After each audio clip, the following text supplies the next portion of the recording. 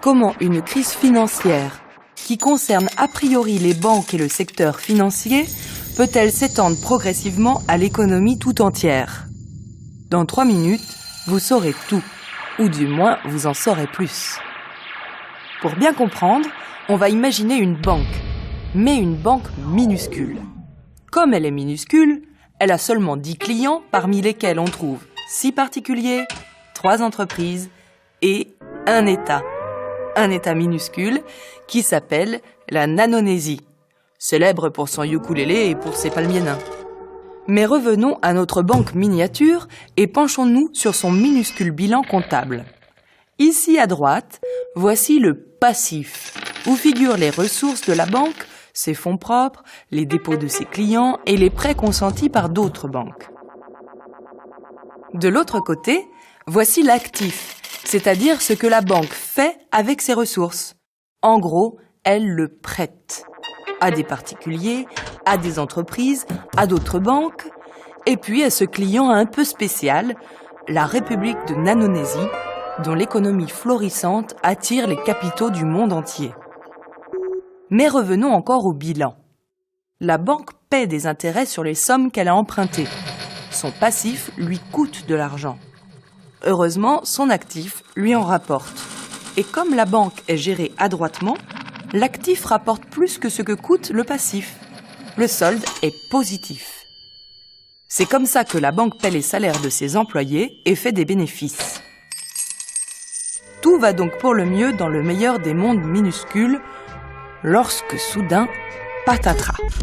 En Nanonésie, le général Yota vient de s'emparer du pouvoir et menace de ne pas rembourser la dette publique du pays. Rien n'est encore officiel, mais le risque suffit. Du jour au lendemain, plus personne ne veut prêter à la Nanonésie.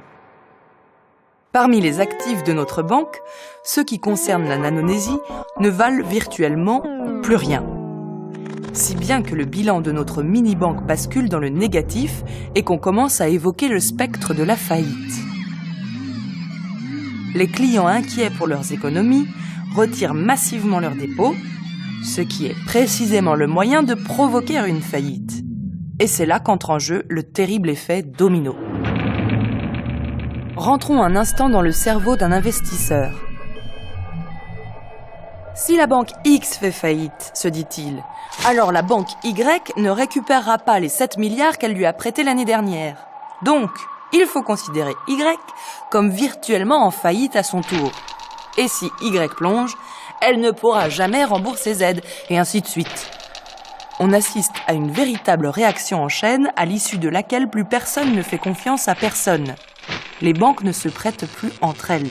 Et pire, comme elles manquent de cash, elles évitent aussi de prêter aux particuliers et aux entreprises.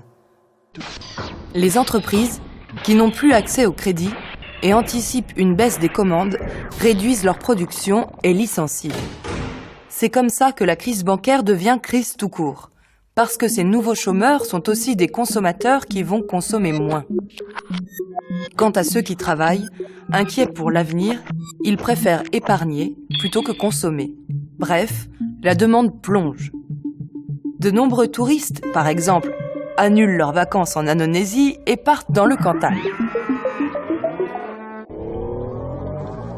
La Nanonésie n'a pas encore fait officiellement défaut, mais cette simple possibilité a provoqué une perte de confiance telle que le système financier s'est bloqué et que ce blocage a provoqué une crise généralisée avec effondrement de l'activité, de l'emploi et de la demande. Bref, le virtuel est devenu réel. Ce sont de vrais emplois qui sont perdus et de vrais gens qui se retrouvent sans ressources. C'est parce que la sphère financière est connectée à l'économie tout entière que ces crises peuvent devenir un problème pour tout le monde. Pour éviter ce type de scénario catastrophe, les banques centrales peuvent prêter aux banques en difficulté. Elles font aussi respecter un certain nombre de règles de bonne conduite. Mais les règles ne suppriment pas entièrement le risque. Ah tiens, au fait, le général Yota a finalement décidé de payer ses dettes. Mais c'est trop tard. La crise est là et plus personne ne l'écoute.